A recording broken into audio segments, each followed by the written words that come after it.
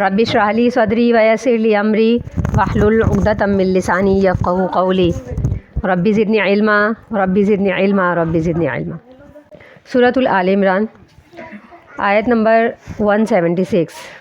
वला यहज़ुनकल्लज़ीना युसारिऊना फ़िल कुफ़्रि इन्नहुम लन यज़ुर्रुल्लाह शैआ युरीदुल्लाहु अल्ला यजअल लहुम हज़्ज़न फ़िल आख़िरति वलहुम अज़ाबुन अज़ीम। वला यहज़ुनका, और न गमगीन करें आपको, अल्लज़ीना, वो लोग, युसारिऊना फ़िल कुफ़्रि, जो जल्दी करते हैं कुफ़्र के अंदर, इन्नहुम लन यज़ुर्रुल्लाह शैआ, बेशक वो अल्लाह को कोई तकलीफ़ नहीं पहुँचा सकते, कोई ज़रर नहीं पहुँचा सकते, वो अल्लाह का कुछ नहीं बिगाड़ सकते। युरीदुल्लाहु, अल्लाह ये चाहता है, अल्ला यजअल लहुम हज़्ज़न, ये कि ना बनाए उनके लिए कुछ भी हिस्सा, फ़िल आख़िरति, आख़िरत में, वलहुम अज़ाबुन अज़ीम, और उनके लिए बड़ा अज़ाब है। वला यहज़ुनका, ना गमगीन करे आपको। आप सल्लल्लाहु अलैहि वसल्लम अक्सर बैठ करके इस बात पे रोया करते थे कि जिन्हें तबलीग करते हैं, जिन्हें दीन का पैगाम पहुँचाते हैं, वो सारे के सारे लोग इस्लाम की तरफ माइल क्यों नहीं हो जाते, वो सारे के सारे लोग एक अल्लाह के बंदे क्यों नहीं हो जाते। तो आप सल्लल्लाहु अलैहि वसल्लम इस बात पे रोया करते थे, और इस बात में नबी सल्लल्लाहु अलैहि वसल्लम के नज़दीक तमाम लोग यकसा हैसियत के हामिल थे, चाहे वो यहूदी हों, चाहे वो काफिर हों, मुशरिक हों, चाहे वो मुनाफिक हों, किसी भी किस्म के लोग थे, किसी भी मज़हब के मानने वाले थे, किसी भी दीन के यानी के फॉलोवर्स थे। तो नबी सल्लल्लाहु अलैहि वसल्लम तमाम लोगों को एक तरह से, एक तरीके से, एक अंदाज से तबलीग किया करते थे। आप सल्लल्लाहु अलैहि वसल्लम अल्लाह का पैगाम पहुँचाने में किसी भी मज़हब की रियायत नहीं करते थे। आप सल्लल्लाहु अलैहि वसल्लम सबको एक तरह से, एक तरीके से, एक मोहब्बत के साथ पैगाम पहुँचाया करते थे। तो इस तबलीग के पहुँचाने के बाद कि जब लोग अल्लाह के दीन की तरफ नहीं आते, तो आप सल्लल्लाहु अलैहि वसल्लम को बाज़ औक़ात बहुत दुख हुआ करता था, और आप सल्लल्लाहु अलैहि वसल्लम अक्सर बैठकर रोया करते थे इस बात पर कि तमाम लोग मुसलमान क्यों नहीं हो जाते। तो अल्लाह ताला नबी सल्लल्लाहु अलैहि वसल्लम को ये तसल्ली दे रहे हैं, क्योंकि नबी सल्लल्लाहु अलैहि वसल्लम हदीस में आते हैं, आप हमने फरमाया कि मैं तमाम जहान की तरफ रहमत बना करके भेजा गया। जो नबी मुझसे पहले आए थे, आप सल्लल्लाहु अलैहि वसल्लम ने फरमाया, वो अपनी कौम की तरफ मबऊस होते थे, लेकिन मैं पूरी दुनिया की तरफ रहमत बना करके भेजा गया हूँ। तो इसलिए आप सल्लल्लाहु अलैहि वसल्लम के नज़दीक पूरी दुनिया के लोग, पूरी दुनिया के यानी कि मज़ाहिब के जितने भी मानने वाले हैं, हर मज़हब का मानने वाला आप सल्लल्लाहु अलैहि वसल्लम के नज़दीक इस बात की हैसियत से कि वो मुसलमान हो जाए, वो बराबर था, चाहे वो किसी भी मिल्लत का मानने वाला, किसी भी मज़हब का मानने वाला। तो आप सल्लल्लाहु अलैहि वसल्लम चूँकि तमाम दुनिया के लिए रहमत बनाकर भेजे गए, तो आप सल्लल्लाहु अलैहि वसल्लम को तमाम दुनिया पर इसी तरह रोना आता था कि वो सारे के सारे मुसलमान क्यों ना हो जाएं। अल्लाह तसल्ली देते हैं, वला यहज़ुनका, ए नबी सल्लल्लाहु अलैहि वसल्लम आपको गमगीन ना करे ये बात कि अल्लज़ीना युसारिऊना फ़िल कुफ़्रि, जो कुफ़्र में सुरात करते हैं, जल्दी करते हैं, यानी कुफ़्र की तरफ जल्दी लपकते हैं, जल्दी से दौड़ जाते हैं बुराई की तरफ, बुराइयों को जल्दी से लेने वाले लोग हैं। हालांकि नेकी करने में सबकत नहीं करते, बुराई करने में सबकत करते हैं। जैसा कि जंगे ओहद के मौके पर, ग़ज़वा ओहद के मौके पर इन्होंने सुरात की है, जल्दी से दौड़े हैं। अब्दुल्ला बिन उबई की बात पर लब्बैक कहते हुए नबी सल्लल्लाहु अलैहि वसल्लम की जमात को छोड़ दिया उन्होंने, अल्लाह रसूल को छोड़ दिया उन्होंने। तो अल्लाह फरमाते हैं, ये जो छोड़ने वाले हैं ये जो कुफ़्र को जल्दी से इख्तियार करने वाले हैं, अल्लाह रसूल को छोड़ने वाले, इन्नहुम लन यज़ुर्रुल्लाह शैआ, नबी सल्लल्लाहु अलैहि वसल्लम आप इस बात की तसल्ली रखिए, ये अल्लाह का कुछ नहीं बिगाड़ सकते।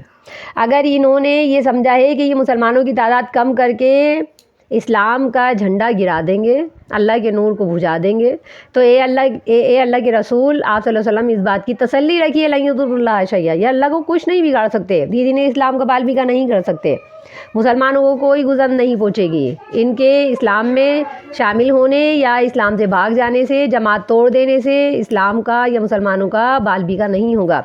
लन यज़ुर्रुल्लाह शैआ, अल्लाह को कोई तकलीफ़ नहीं पहुँचाएंगे ऐसे लोग।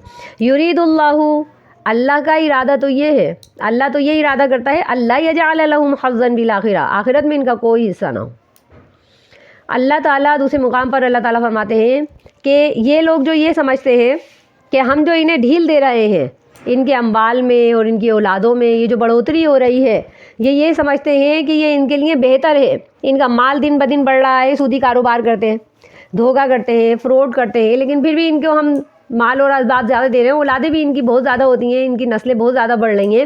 تو اس سے یہ لوگ یہ نہ سمجھے، کیونکہ جب مدینہ میں مسلمان ہجرت کر کے آئے ہیں، تو جب مسلمان ہجرت کر کے آئے تو انہوں نے مسلمانوں کو دراصل یہ طعنے دینے شروع کر دیے تھے. اور جب غزوہ احد میں مسلمانوں کو شکست فاش کا سامنا کرنا پڑا، خصوصی طور پر اس غزوے کے بعد جتنے بھی یہودی تھے اور منافقین تھے، انہوں نے مسلمانوں کو یہ طعنے دینے شروع کر دیے، یہ کیسا اسلام ہے، یہ کیسے مسلمان ہیں، اور یہ کیسا نبی ہے جس کے وعدے جھوٹے ہو رہے ہیں، جھوٹے ثابت ہو رہے ہیں. سچا وعدہ کرتا ہے فتح کا، لیکن وہ وعدہ جھوٹا ہو جاتا ہے.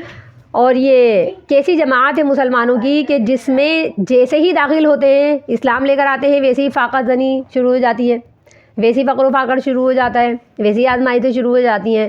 تو جب سے یہ مدینہ میں آئے ہیں، انہوں نے محمد صلی اللہ علیہ وسلم کی پارٹی اختیار کی ہے، جب سے ہی یہ مسلمان بیچارے دکھ میں ہیں. اور دیکھو جنگ بھی ہار گئے. جب بھی کسی سے لڑتے ہیں، یہودیوں سے لڑتے ہیں، کافروں سے لڑتے ہیں، اپنے مخالفین سے لڑتے ہیں، تو بھی شکست ہو جاتی ہے. تو یہ مسلمانوں کو طعنے دینے جب انہوں نے شروع کر دیے تو اللہ تعالیٰ نے یہ آیت نازل فرمائی.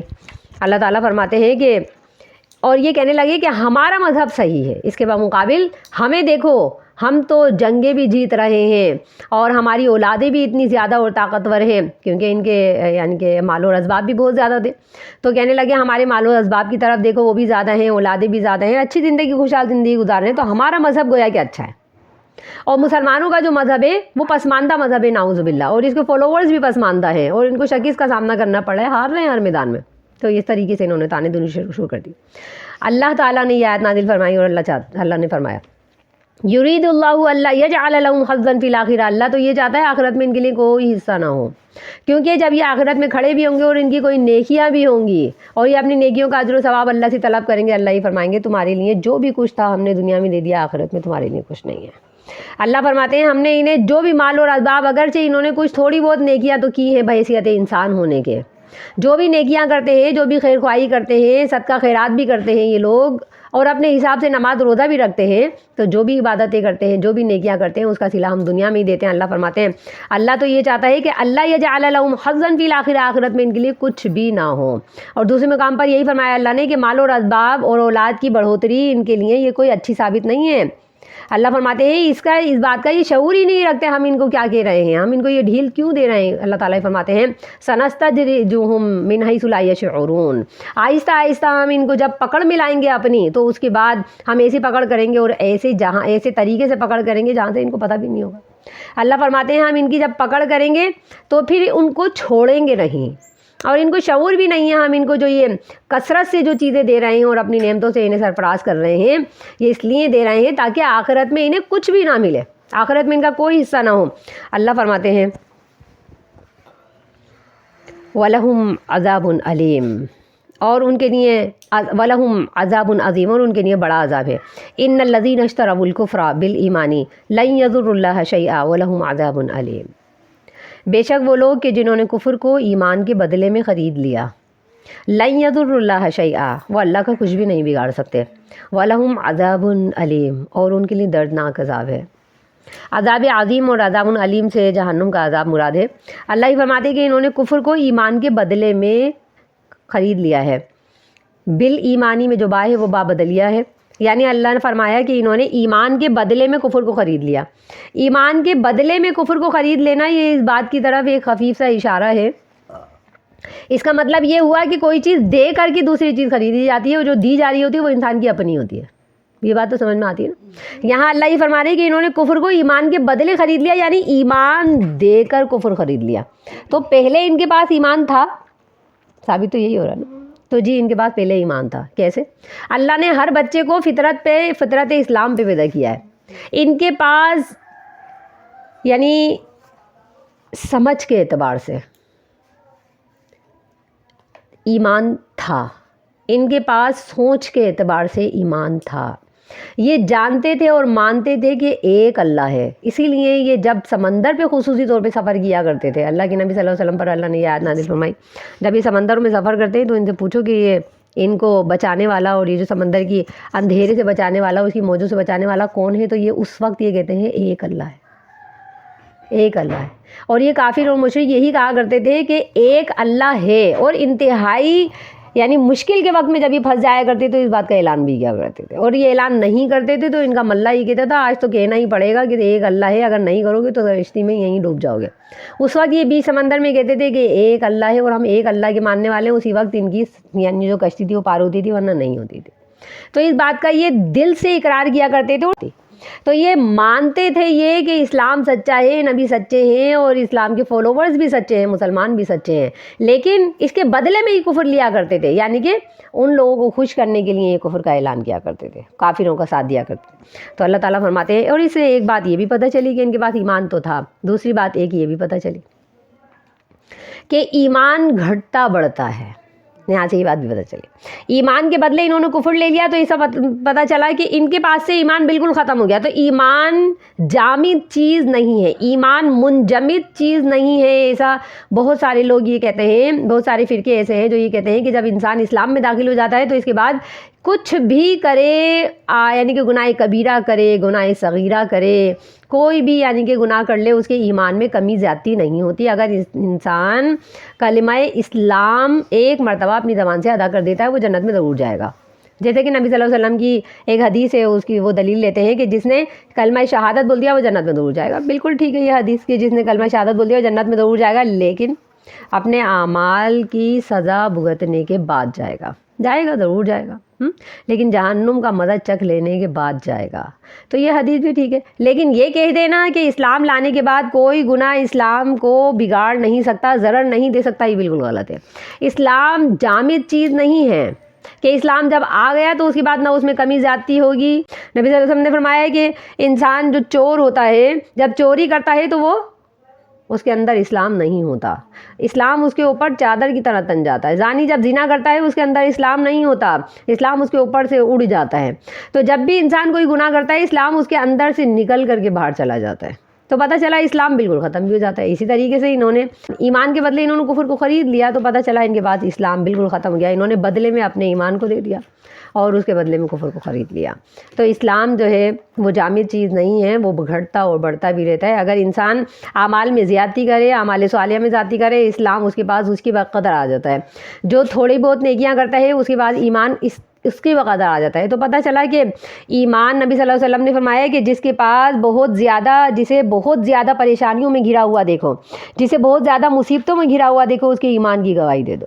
تو انسان کے پاس ایمان جو ہوتا ہے، انسان کے پاس جو آزمائشیں آتی ہیں وہ اس کے ایمان کی بقدر آتی ہیں۔ جتنا ایمان میں انسان پکا ہوگا، کامل ہوگا، اس کے اوپر آزمائش بھی اتنی پکی اور کامل آئے گی، اس کے اوپر مصیبتیں بھی اتنی ہی بڑی آئیں گی، آزمائشیں بھی اتنی بڑی آئیں گی جتنا انسان کا ایمان ہوگا، جتنا زیادہ اس کا توکل ہوگا۔ کیونکہ جب وہ دعویٰ کرتا ہے اللہ ٹھوک بجا کے ضرور دیکھے گا۔ اللہ نے پیچھے فرمایا تم سمجھتے ہو کہ تم یوں ہی جنت میں چلے جاؤ گے اور ہم تمہیں آزمائیں گے نہیں؟ کیا تم نے سمجھ لیا کہ ہم تمہیں آزمائیں گے نہیں؟ انسان کے ایمان کی نسبت اس کے اوپر آزمائشیں بھی آتی ہیں، مصیبتیں بھی آتی ہیں، بیماریاں بھی آتی ہیں، پریشانیاں بھی آتی ہیں۔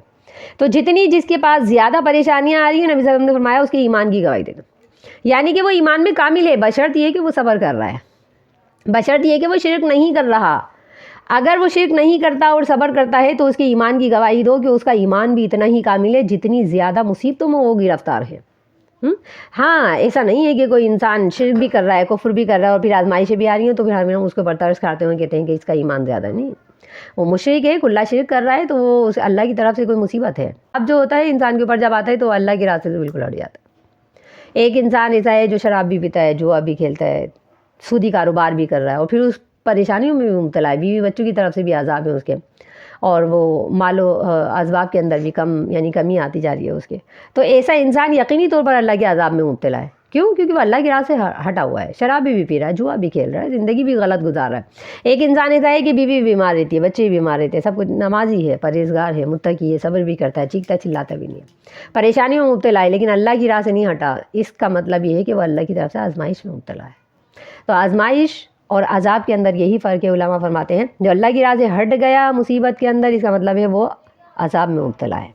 جو اللہ کی راہ سے نہیں ہٹا مصیبت کے وقت، اس کا مطلب یہ ہے کہ اس پر آزمائش آئی ہے، یہ آزمائش اسے مرتبے میں آگے پہنچا دے گی۔ نبی صلی اللہ علیہ وسلم نے فرمایا کہ جب انسان کے لیے اللہ تعالیٰ کوئی بلند مقام مقرر فرما دیتا ہے جہاں تک انسان اپنے اعمال کی وجہ سے نہیں پہنچ پا رہا ہوتا، تو اللہ اس کے اعمال کی بدلے میں اسے مصیبت دیتا ہے، پریشانی دیتا ہے، بیماری دے دیتا ہے، اور اس کے ذریعے سے اسے آزماتا ہے، پھر وہ اس کے اوپر صرف صبر کرتا ہے، تو جتنی بھی عبادتیں جو اس نے نہیں کی ہیں، نماز کا اگرچہ ہے، روزے بھی کم رکھتا ہے، صدقات بھی نہیں کرتا، نیکیاں خیرات بھی نہیں کرتا، لیکن صرف جو مصیبت آئی ہے اس پر صبر کر کے بیٹھا ہوا ہے اور اللہ کے ساتھ کسی کے ساتھ شرک نہیں کرتا، اللہ کے ساتھ کسی کو شریک نہیں ٹھہراتا، تو ایسا شخص، اس کے لیے نبی صلی اللہ علیہ وسلم نے فرمایا کہ جو مرتبہ اللہ نے اس کے لیے بلند کیا ہوا ہوتا ہے، اس صبر کی وجہ سے اسے اس مرتبے تک اٹھا کے پہنچا دیتا ہے۔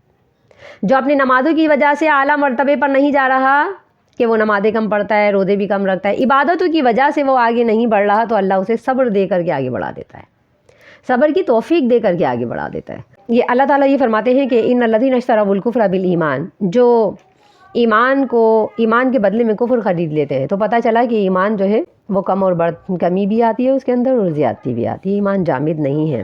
لن یضروا اللہ شیئا، وہ اس سرے سے بھی اللہ کو کوئی تکلیف نہیں پہنچا سکتے۔ وَلَهُمْ عَذَابٌ أَلِيمٌ، ان کے لیے دردناک عذاب ہے۔